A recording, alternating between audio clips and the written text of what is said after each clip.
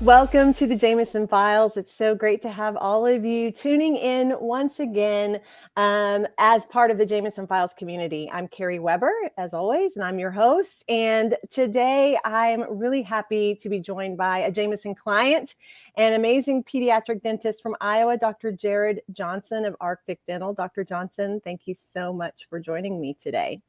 Yeah, Carrie, I'm really excited for this opportunity. I know we've had to push things off a little bit, but we finally got a time we could connect. I'm super excited to be with your listeners today. We made it happen. You know, if there's anything about you and I, we're persistent. We're not going to give up. I think it was my husband, Jess, that actually asked, hey, would you want to be on the podcast? And I'm so glad that he connected those dots, because you and I, we connected and had our first conversation. It's been a little over a year ago now. That's kind of hard to believe. I think it was spring of last year. Am I right? Yeah, I think it was. I think we started with Jameson in July of last year, and we got started figuring out how to make that happen in the early part of spring with the growth practice, just needing some extra help.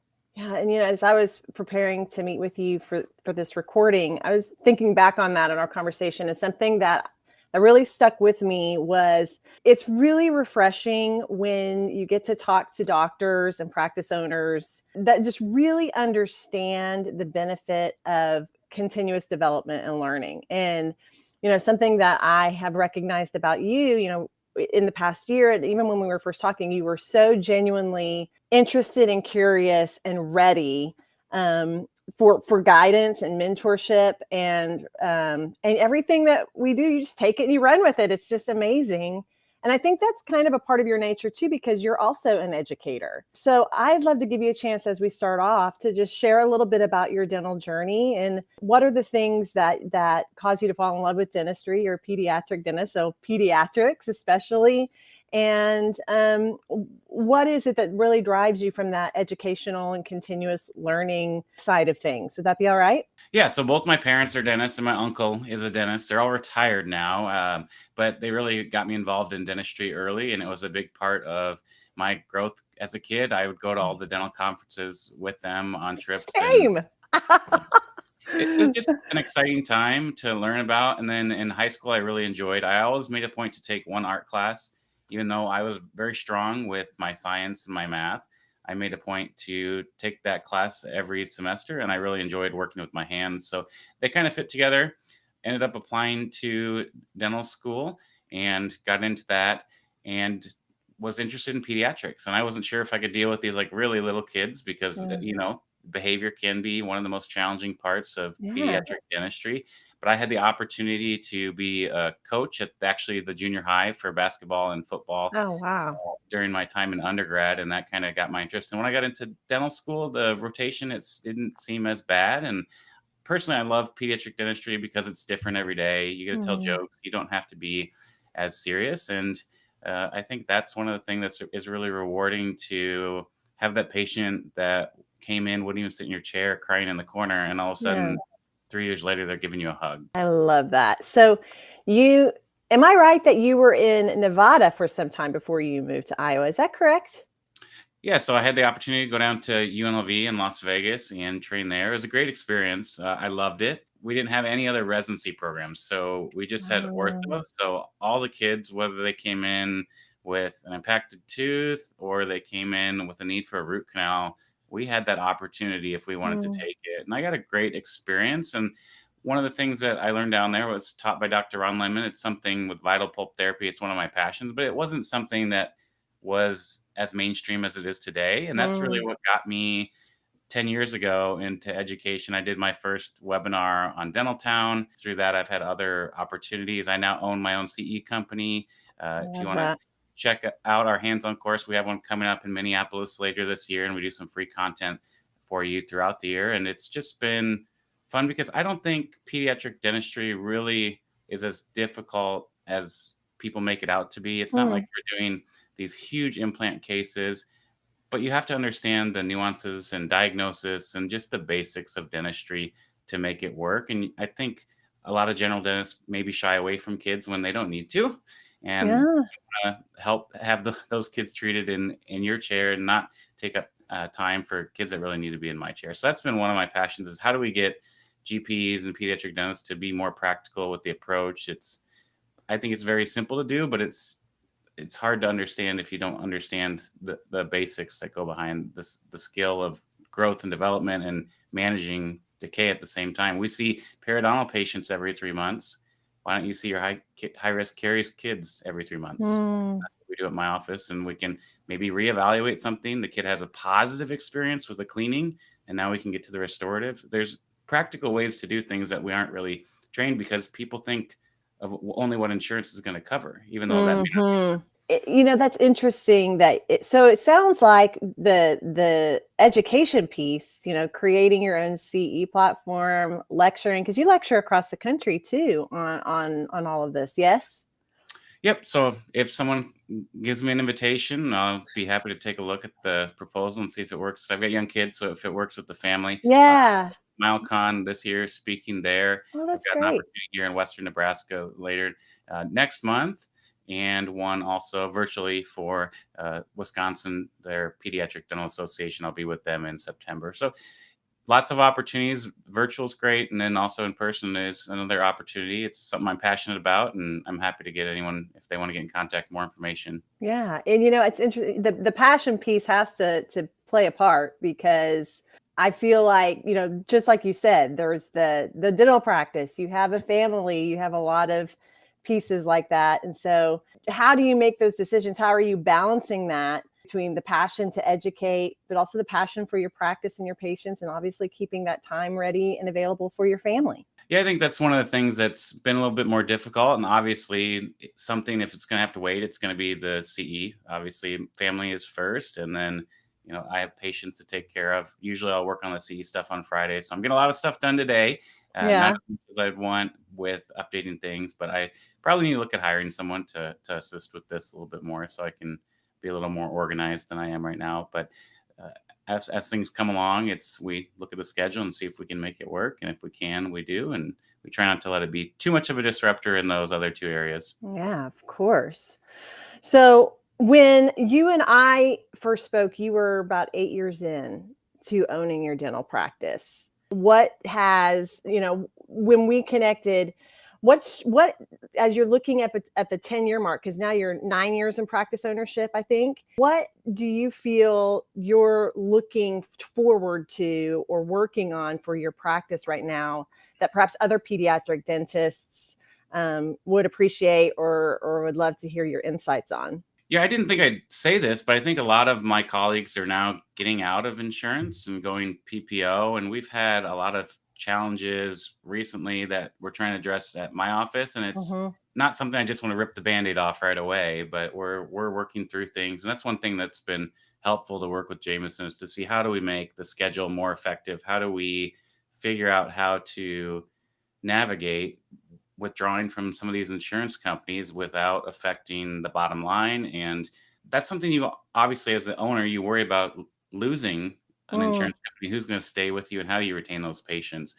So some of those things are things I think people right now are very aware of. I see a post on Instagram about dropping Delta almost every day, and the world has changed a little bit with COVID and the inflation and insurance. And I think a lot of people are finally moving away from it. And I think there's a right way to do it to be successful, but you got to have some help to hold your hand along the way, because we didn't go to school to learn how to communicate on dropping insurance. You learn dentistry. Exactly.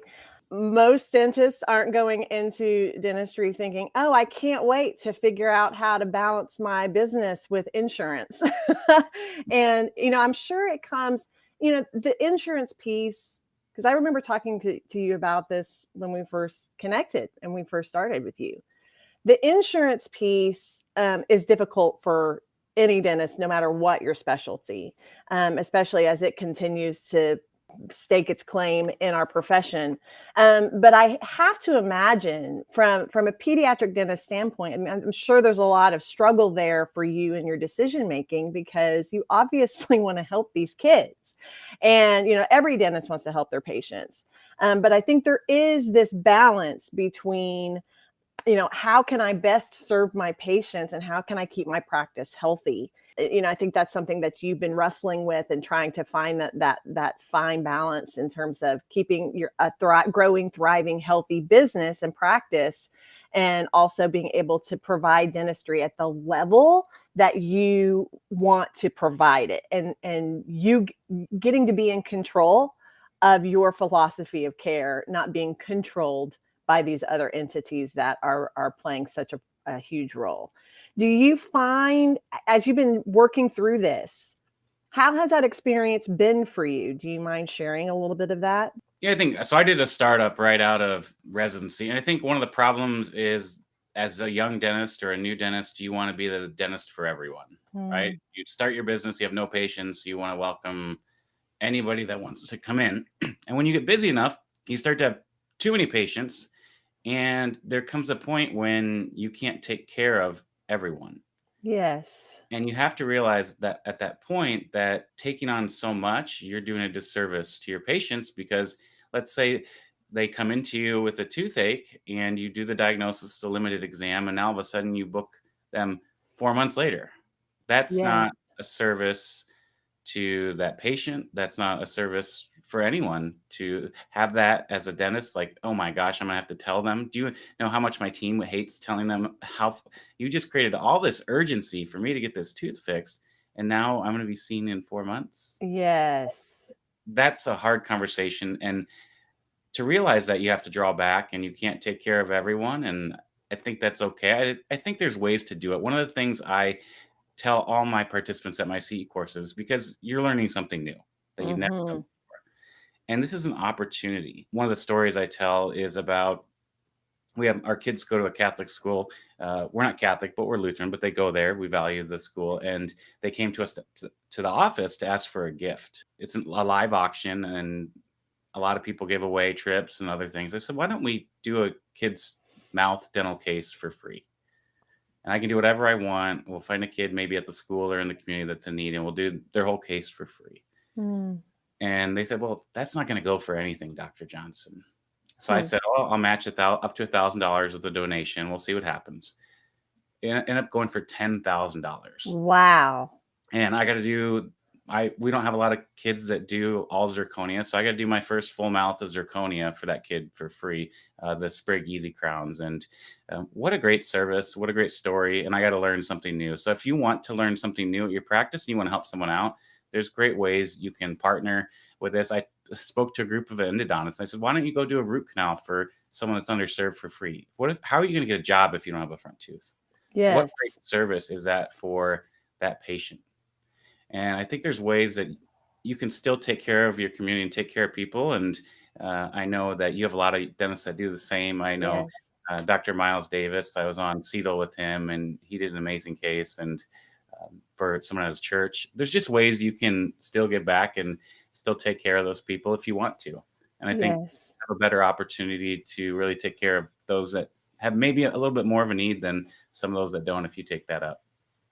Man, so you just packed in so much insight in terms of a lot of things that I think doctors of every type of focus wrestle with, because it is truly, when you step back and you think beyond the model, beyond the patients, beyond the plans, you're only one person, and your practice's performance, your patient care is going to be limited by your own capacity. And it just speaks to vision. It speaks to having an awareness and a clarity of what's most important to you as a clinician and as a practice owner, of what right looks like in terms of your patient care. And that sometimes the things we do to try and grow our practice then turn around and become things that inhibit us from being able to provide ideal patient care. And I love the thought process of, you can still support your community. You can still do things with, that serve your heart for caring for your patients, while also recognizing, creating parameters and almost as boundaries for your practice can be even better for you and your patients than just being a free for all for whoever. And you're right. Nobody can be the right person for everybody. We're not the right fit for everybody. You're not the right fit for everybody. But the great news is there are others, right? And so, and we're not doing anybody any favors by trying to be everything for everyone. And so I love that you have really, really honed in and focused in on, I want to create an ideal, not only an ideal practice for yourself personally, but for the patients that come through. I think that's really a great path to be on. Can you believe you're almost 10 years into this practice? It doesn't seem like it's gone quickly. It doesn't seem like it's been 10 years, but I think that's one of the things I really enjoy is just creation and being a creator and building things is what's really been a passion of mine. And it's fun to see the practice grow and try to keep up. And with the changes, there's always going to be challenges. We're going through a little bit of a challenging time now. And I think when I look back, we've always been successful no matter what the challenges have been thrown at us. And I think resiliency is something we need to look at too as practice owners and dentists, is that we're going to get through things, and you've survived your worst days. So yes. That's funny. I was actually being interviewed for a podcast recently, and I talked about the same thing. I said, in business ownership, yes, it takes vision. Yes, it takes all those, but I think also the business owners that go the distance have a little bit of grit to them. You have to have a little grit to as you said, resilience, because there's always something around the corner, right? Autopilot doesn't really exist in a small business owner's world. And you have to embrace that, I think, to a degree, and be a continuous learner and look for resources to help you stay focused and stay moving things forward. So when you think about, because you come across, you have a lot of dental peers that are coming to your classes that I'm sure you engage in on a regular basis. So for you spend a lot of time when you're lecturing with your pediatric dental peers, and you are very connected with a lot in the profession. So as you think to the future, what are some things that you would encourage other pediatric dentists to look forward to or look toward for their practices or for the future of your specialty?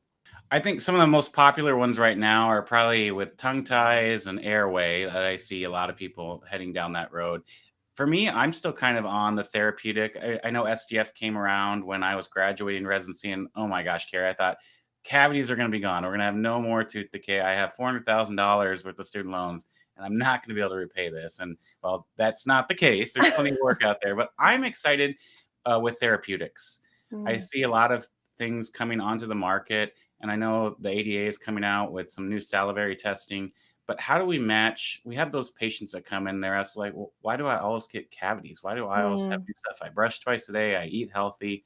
And I think so with this testing and then matching that with the therapeutic, the probiotics that are out there, the POVI1 from Advantage Arrest that's available now, all these things are tools, but we don't really have the research to know what's going to be best for which patient. And for me, the reason I'm excited about it is because if we can prevent a cavity that I don't have to work on, we can avoid the sedation, we can avoid a difficult experience with a young child, and that's going to be less stressful on everyone, I think, on the parent, on me, and on the kid. So I'm excited to see where that will go with the research, with the therapeutics out there. Add xylitol in and arginine. I know that's something that has been shown, and even with some of the new research that was just in JADA earlier this month, they're showing the shift of the pH with arginine being the key role in that mechanism of action for the SDF study. So I think those things are exciting, and it may not be something that is clinically impressive, but I think it's something we should be aware of as clinicians when we're trying to reduce our stress at the office. Yes. Well, I love it. I love anything that's proactive and preventive. And I think there's a lot of parents out there that are looking for that kind of care for their kids. And as we all know, the primary goal of pediatric dentistry is to create really engaged and good adult patients too. To help them have positive experiences and healthy relationship with their oral care. And, I think the approaches that you're taking and the passion that you're bringing to the forefront speaks to that. And I think that that's something that a lot of other doctors can connect with you on, is how do I become a proactive, preventive resource for my patients, to create not only healthy patients today, but that they will be healthy patients in the future. That's the goal, right? Great healthy smiles for a lifetime. Yeah, that's one of the things like we looked at when we were looking at my schedule and how far out things were. What are some things that we can do? We sat down with Becky from Jameson and we got our whiteboard out and we broke into groups and we said, hey, what are things we can do to reduce the stress of our operative load? Good or bad ideas, right? Right. Whatever it was, all of our team wrote it down, and then we got together in a meeting and we went through and said why one would or wouldn't work. And one of the things that really came out of it was we're not doing a lot of sealants because I don't have the time. So we're going to switch to recommending more sealants and getting those on the schedule. So we're not having that tooth needing to occlude a lesion and then take up an operative time with these high risk kids. And we're not recommending prevention as much. So we came up with a plan at the office. I was selling the Just Right toothpaste, which is a 1.1% sodium fluoride prescription toothpaste at cost. I doubled the cost of that. And I said, hey, for every tube that this team sells at the end of the month, we're going to take $10 per tube and we're going to break that up between everyone. And they got a nice check at the end of the first month. And we did a lot for our patients. We've actually had patients that are coming back now. They're saying, oh, I didn't have any cavities. Can I get another tube of that toothpaste? I love that. A great way to reduce the work in the operative schedule. It's a huge benefit for your patient because they're not having new work to do. So they love that. And then also they're leaving with the product. And a lot of dentists will feel guilty for selling it to their office, and you shouldn't, because if you write a prescription, less than half of those ever get picked up. The benefit is it's for everyone, for the patient, for your team, and for you to have less stress on your operative schedule, which is great. I know I don't make as much money doing that, but I feel a lot better and I'm not stressed, and there's plenty of other work to go around to fill in the rest of the schedule. Well, I think, there's something to be said about feeling a lot better and not as stressed. Absolutely. There's a lot of value behind that, right? Sometimes success doesn't have a dollar sign by it. Sometimes your success is, I have balance. my chest doesn't feel as heavy at the end of the day or at the start of a day, right? And I think you're making great strides, and you and your team are making some great decisions to try and figure out, how do we honor your vision? How do we honor these patients? And how do we create a practice that can, sustain over time, help you achieve your goals, but also be something that you can be proud of when you look back. And I think that's a beautiful thing, while you're also, not only contributing to your community with a practice such as yours, but you're also contributing to the dental community through your education. And so for that, I think we should all be grateful that you take the time and the energy to do so. So SmileCon this fall, yes? Yep, we'll be in New Orleans. So that'll be a wonderful meeting. I've never been to Louisiana, so I'm excited to go down there and enjoy SmileCon. There's a few other exciting things that will be going on at the meeting with surprise and delight that I can't share with you, but be some fun things if you haven't been down to SmileCon. Okay, great. So those of you planning on going to ADA SmileCon this year, I would really recommend that you find Dr. Johnson and his course or courses, and look for him on the horizon in upcoming meetings and through his CE. So Dr. Johnson, any way that people can reach you or find out more about your schedule or your CE opportunities? Yeah, probably the best way is to follow me on Instagram, DrJs, Dr. Double J's, the Practical Pediatric Dentist. That's probably the best way to reach out. If you want to go to the website, pediatricdentalce.com. That's another way you can access some free courses online and look for the webinars that are coming up. And then I'm super excited again at SmileCon. We're going to be sharing some of the tips that I've learned for wellness, talking about how you structure your practice so you can reduce your anxiety and stress. And there are some key fundamental things that we've actually worked through with the FDI, and then also implementing that with Jameson. Becky's been really helpful. Just one example I'll share with you is we were at the point where we have a full day scheduled. I have 50 to 60 patients and we have an emergency call. And now we got to find a way to put them. So instead of slamming that onto our day, we already have a blocked out time that can't be filled until the day before. So the emergency calls, you're not adding on an additional patient. You've already reserved a spot for them, and that just reduces your stress. So just some examples like that, but we'll walk through that toolkit that the FDI has on stressors on your dental team as well, and kind of come up with some ideas for resilience, because it's something that I've really been working on. I know being in dentistry has not been easy lately, and I think we can, if we look at the situation and analyze it, we can make it easier to do. And I'm just excited to share. That's not as much clinical dentistry, but it's something that I've been working through personally, just for myself to be healthier. So I'd love to have you join me at SmileCon. There'll be two presentations on that, and then another one on a panel.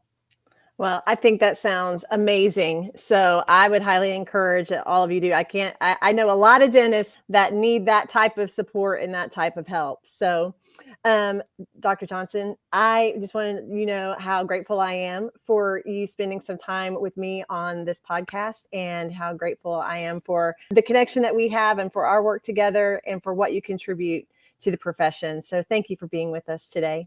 Yeah, thanks for having me on, and I hope everyone enjoyed the show today. And thanks to all of you for joining us on another episode.